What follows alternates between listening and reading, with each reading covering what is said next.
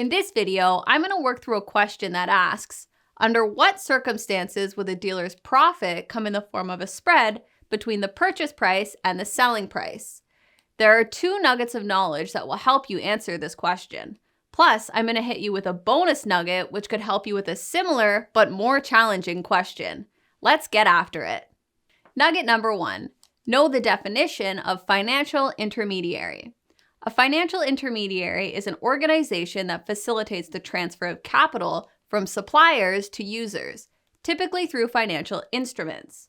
Financial intermediaries can include banks, trust companies, insurance companies, and of course, investment dealers, which we will use as we discuss this concept. For example, a corporation may require capital to roll out a new product and could issue a bond or shares to raise the capital it needs. Meanwhile, an investor may have capital available that she'd like to invest, and a financial institution could act as the intermediary. Nugget number 2. A financial intermediary can act as an agent or principal when fulfilling its role. To understand an agency relationship, it may help to think of a real estate agent. Typically, when selling a home, the following holds true. The real estate agent does not take ownership of your home.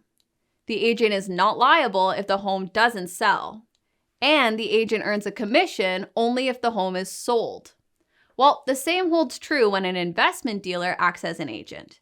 The dealer does not own the securities it's distributing. It returns shares back to the issuer that it's unable to sell, generally without any punitive repercussions. And it charges a commission to the issuer for any shares that it does manage to sell. Things are different when a financial intermediary is acting as a principal. In this case, the investment dealer is selling securities out of its own inventory.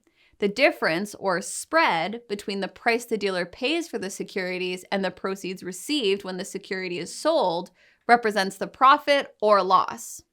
For example, if the dealer buys shares from the issuer for $10 and sells them for $10.50, that 50 cents is the dealer's profit.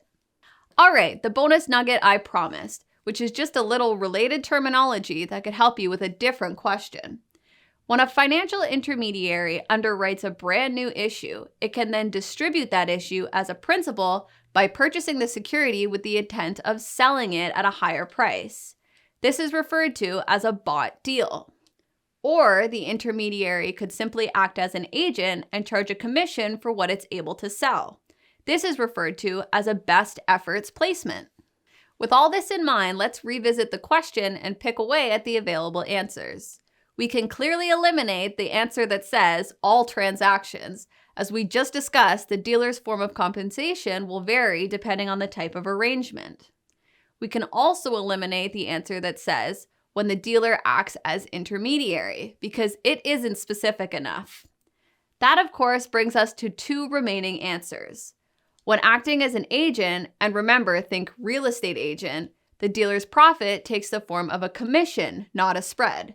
So we can eliminate that answer as well. That leaves us with only one answer, when acting as principal. Let's go ahead and select that answer. And we are correct. Finally, here's a bonus question that if you paid attention to my bonus nugget, you should be able to get right. Can you think of an answer that wasn't there but is also correct? Hopefully after watching this video, you're thinking, piece of cake. With a bought deal, the dealer's profit or loss comes in the form of a spread.